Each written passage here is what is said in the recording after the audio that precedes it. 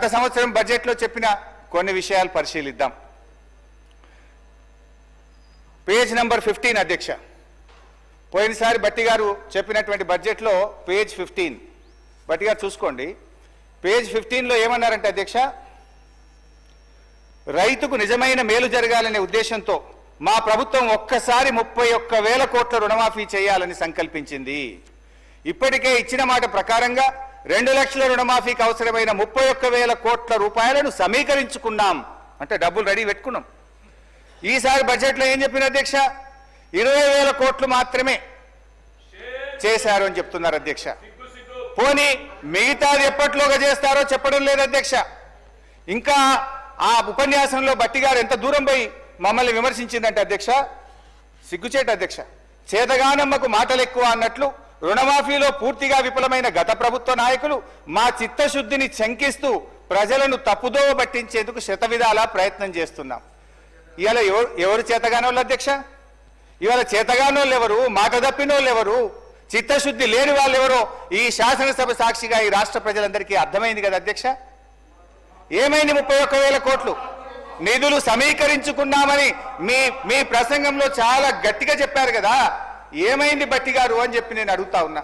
అదేవిధంగా page number 17 అధ్యక్ష, రైతు భరోసా పేరిట ఎకరానికి 15,000 చెల్లించాలి మా ప్రభుత్వ సంకల్పం అన్నారు. ఏమైంది మీ సంకల్పం? ఎక్కడ పోయింది మీ రైతు భరోసా పథకం? పేరు మార్చారు తప్ప 15,000 ఇవ్వలేదు. పోయిన బడ్జెట్ స్పీచ్ లో 15,000 ఇస్తామని చెప్పి స్పష్టంగా మీ ఉపన్యాసంలో చెప్పారు. వానకాలం ఎగబెట్టిండ్రు, యాసంగికి 12,000 అన్నారు. ఆ 12,000 కూడా సగం మందికి కూడా ఇవ్వని పరిస్థితి ఉన్నది అధ్యక్ష. అధ్యక్ష పేజ్ నంబర్ 27 అధ్యక్ష, పేజ్ నంబర్ 27లో బడ్జెట్లో రైతులతో పాటు కౌలు రైతులకు గతంలో కన్నా భిన్నంగా రైతు భరోసా సాయాన్ని ఇవ్వడానికి మార్గదర్శకాలు చేసుకున్నాం. కౌలు రైతులకు రైతు బీమా కూడా ఇస్తాం. ఎంత గొప్పగా చెప్పింది అధ్యక్ష. అది విన్న కౌలు రైతుల గుండెలు ఉప్పొంగినాయి ఆ రోజు. కానీ ఇవాళ అదే కౌలు రైతుల గుండెలు ఔసిపోతున్నాయి అధ్యక్ష. ఎందుకు ఇప్పుడు ఏమంటున్నారంటే రైతులు కౌలు రైతులు మీరే ఇద్దరు చూసుకోవాలని చెప్పి వ్యవసాయ మంత్రి గారు సెలవిచ్చారు అధ్యక్ష. కౌలు రైతుల బీమా గురించి అయితే మొత్తానికే మర్చిపోయింది అధ్యక్ష. ఈసారి బట్టి గారి బడ్జెట్లో కౌలు రైతుల ప్రస్తావనే లేకుండా పోయింది అధ్యక్ష.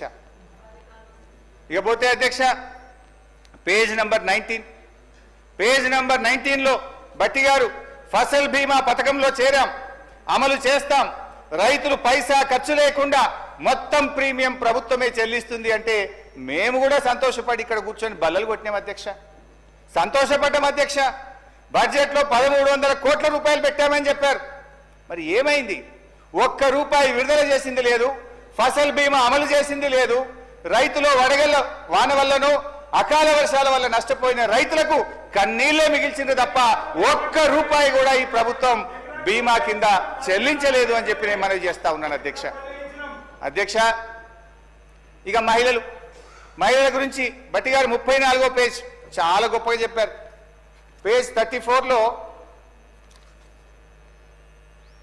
వచ్చే 5 సంవత్సరాల్లో ₹1,00,000 వడ్డీ లేని రుణాలు అందించాలని మా ప్రభుత్వం సంకల్పించింది.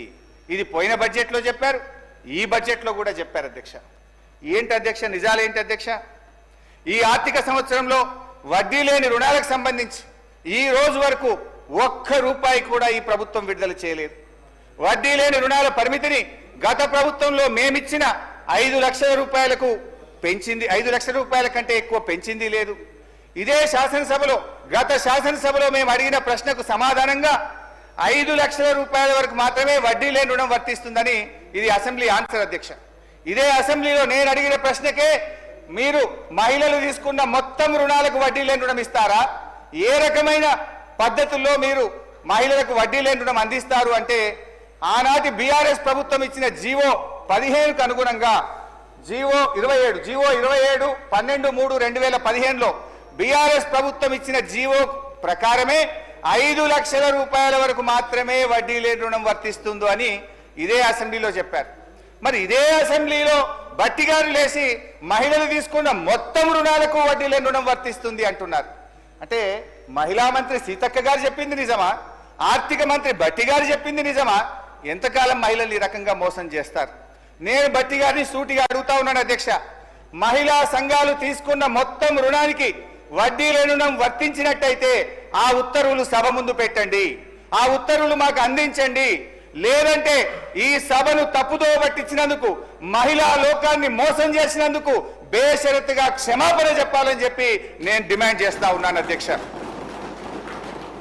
అధ్యక్ష, తన బడ్జెట్ ప్రసంగంలో పోయినసారి ఈసారి పేజ్ నంబర్ 35లో స్కూల్ యూనిఫామ్లు కుట్టినటువంటి మహిళా సంఘాలకు కుట్టు ఛార్జీల కింద 50 నుంచి 75 రూపాయలకు పెంచాం, 75 రూపాయలు మహిళా సంఘాలకు అందించామని చెప్పి బడ్జెట్ ప్రసంగంలో పోయినసారి చెప్పారు, ఈసారి కూడా చెప్పారు అధ్యక్ష. నేను బట్టిగా అడుగుతా ఉన్నా, ఈ రాష్ట్రంలో ఏ ఒక్క గ్రామంలోనైనా ఏ ఒక్క మహిళా సంఘానికైనా 75 రూపాయల కుట్టుకూలి అందించుంటే ఆ మహిళా సంఘం పేరు చెప్పండి, ఆ గ్రామం పేరు చెప్పండి, లేదా క్షమాపణ చెప్పండి అని చెప్పి నేను కోరుతా ఉన్నాను అధ్యక్ష. ఇకపోతే ఇందిరమ్మ ఇండ్లు బడ్జెట్ బుక్లో పోయినసారి పేజ్ నంబర్ 27లో ప్రతి నియోజకవర్గానికి 3,500 ఇండ్ల చొప్పున 4,50,000 ఇండ్లు కడతామని దానికి బడ్జెట్లో నిధులు పెట్టామని చెప్పారు అధ్యక్ష. మేము కూడా బల్లలు కొట్టినాం, వాళ్ళు కూడా బల్లలు కొట్టిండ్రు, నిజంగానే వచ్చేసిన ఇండ్లు అనుకున్నాం అధ్యక్ష. కాంగ్రెస్ పాలనలో, కాంగ్రెస్ యొక్క 16 నెలల పాలనలో 4.5 లక్షల ఇండ్లు కాదు కదా, 4 ఇండ్లు కూడా కట్టలేదు అధ్యక్ష. నేను బట్టిగా అడుగుతున్నా, పోనీ మీ మధ్యలో ఎక్కడైనా ఒక్క ఇల్లు కట్టారా చెప్పండి, ఎడగట్టారో పోదాం చూద్దాం. ఒక్క ఇల్లున్నా కట్టారా ఏడాది కాలంలో అని చెప్పి నేను అడుగుతా ఉన్నాను అధ్యక్ష. ఇంకా బాధ కలిగేది, పాపం ఈ రాష్ట్రంలో దళితులు, గిరిజనులు, మా బిడ్డ ఉప ముఖ్యమంత్రిగా ఉన్నాడు, మా బిడ్డ ఆర్థిక మంత్రిగా ఉన్నాడు, మాకు మేలు చేస్తాడని చెప్పి ఆశించారు అధ్యక్ష.